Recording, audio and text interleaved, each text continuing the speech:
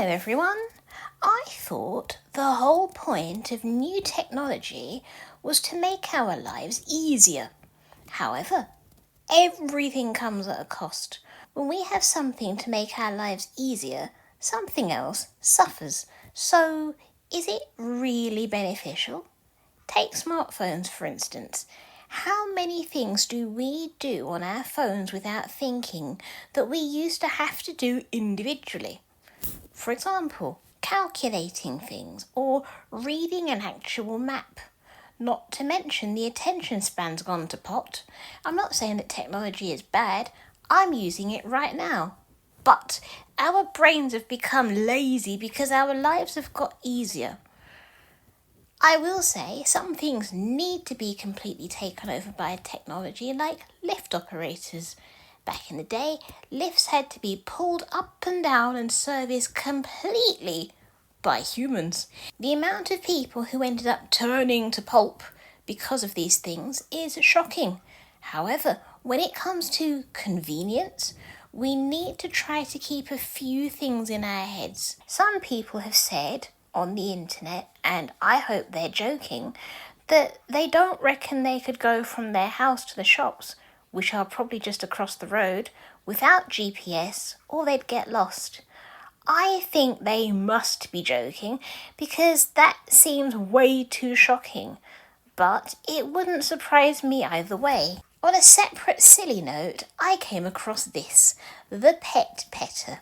Now, I know that this is supposed to be a gag gift, but you know that there is someone out there who is probably using it as a legitimate thing so they don't have to touch their pet. And to that person I say, why do you have a pet? Some people will argue that thing is for people who have allergies. But then, why do you have a pet if you have allergies to the pet? The only way I would excuse this person is if they got the pet as a gift and they didn't want to tell anyone, or they found out later that they were allergic. However, in my opinion, this contraption cannot give the same kind of emotional interaction that I need to give Bonjo. This thing is not going to understand that Bonjo likes it directly behind this ear on a Tuesday at 3 o'clock, occasionally under his chin at 4 p.m. on a Friday when it's sunny. Petting is very important because it's not just about the interaction of touch, but you learn a lot about your pet. Is there a lump there that was not there before? Is there a scab that wasn't there before? The thing is going to pet your pet, but it's not going to check. Now for my main pet peeve, electric litter boxes. On the one hand, you can argue that they're very good for people who have to go to work. But then, say it with me guys, why do you have a cat if you can't do the work? As gross as the job is, let's think of all the reasons why doing it manually is better. An electric one does the job of noting when the cat goes in, noticing when it's done, and then separating it from the clean one and bagging the waste. It doesn't take into consideration if your cat is ill. It does not take into consideration whether you have a cat like mine who likes to eat string. There are a lot of reasons why doing it manually is a good idea. They might bring a friend out with them when they leave. I can also imagine Bonjo. If he had to use it, he would run away mid-pee. Then what will it do? Chase him down?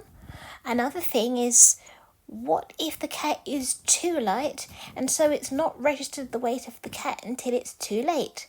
Bonjo weighs a stone, so he definitely would be noted.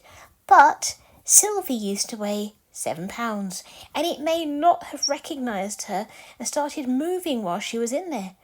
What if it breaks down when you're at work and your cat is skittish and it's in the middle of doing what it's doing? Or, in the middle of it breaking down, it starts throwing things that shouldn't be thrown or collapsing. I could go on. The idea about doing it manually came from Jackson Galaxy, who made the point about checking your cat's health this way. If your cat is sick or weighs less than usual or possibly has something wrong with it, while it might be able to note that your cat weighs more or less than last time, it's not going to be able to know why. Therefore, it will not be able to help you, and because it's got rid of the evidence, by the time you get home, you will never know. Unless you take your cat to the vet, and by then, if you're noticing the difference, it's probably a bit late. So, as gross as the job is, at least you will be able to see the difference because you know what you're looking for. My mum suggested to me once if I wanted an electric one, and that's when I did my research and thought better of it. Because while it would absolutely make my life easier, not ever having to deal with it, what if it breaks down? What if it breaks down with Bonjo inside? Also, why would I want a robot sitting there going, yes, this looks healthy? On a similar note, would you trust your baby to be changed by a robot? What if, worst case scenario, something was wrong with the baby? What if something illegal was wrong with the baby? Is this robot really going to be able to tell you that? No. All it's going to be able to tell you is that the nappy is on, so your child will be sitting there with nappy rash and you wouldn't realise. I'm not here to bash litter boxes, but it does make you realise that some things just have to be done manually. For example, if your cat suddenly becomes ill, you might never know because all the evidence has been robotically and neatly packed away.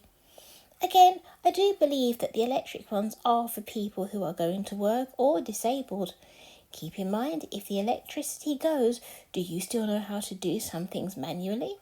There are some electrical things that you can use to water your plants, but just like the litter box, I make sure to do that because then I'll know if I'm overwatering.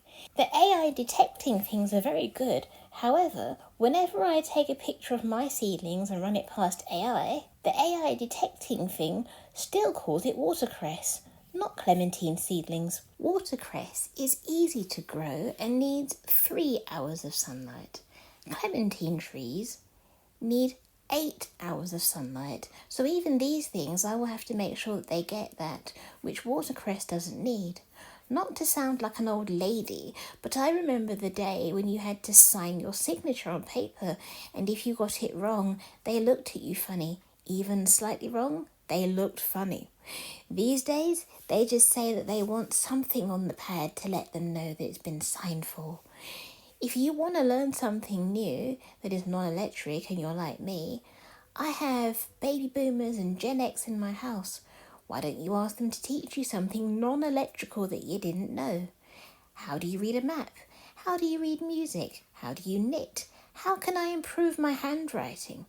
At least on the plus side, if you do decide to learn music online, if you're anything like me, you're not going to have some teacher who's impatiently getting annoyed with you saying, "What's wrong with you? I've already said it." So at least recorded teachers are more patient than real life teachers, which is good for autism at least and social anxiety. Personally, regarding the music, I still don't know what an arpeggio is, and I only know the word from the film The Aristocats. I have a challenge for everyone.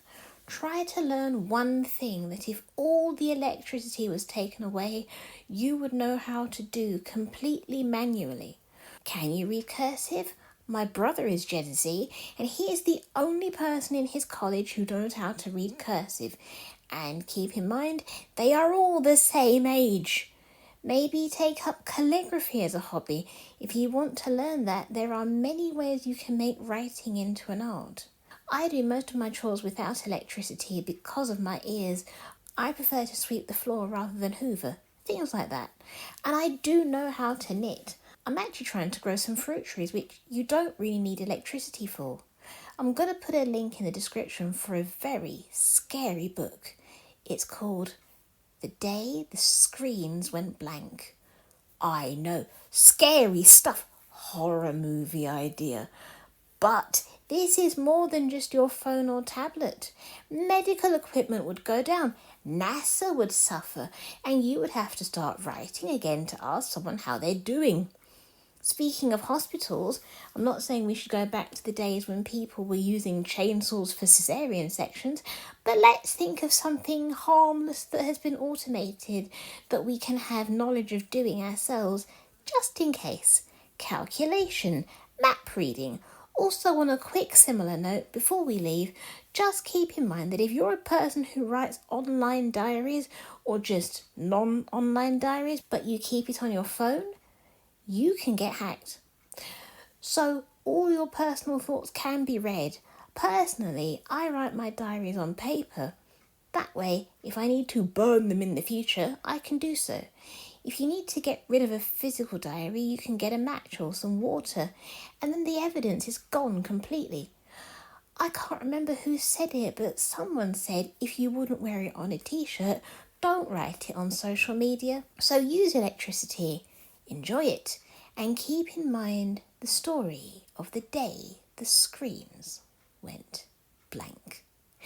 If you're still here, then you're handsome and you're beautiful and you, well, I'm speechless. I'll let you know next time I see you. Over to the pets.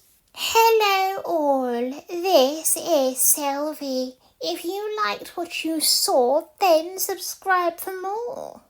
Hey everyone, my name's Bonjo. If you enjoyed yourself, then give it a thumbs up and share it with all your friends. Hi everybody, I'm Jack, and if you had fun, then comment down below and let my mum know how much of the older technology did you grow up with.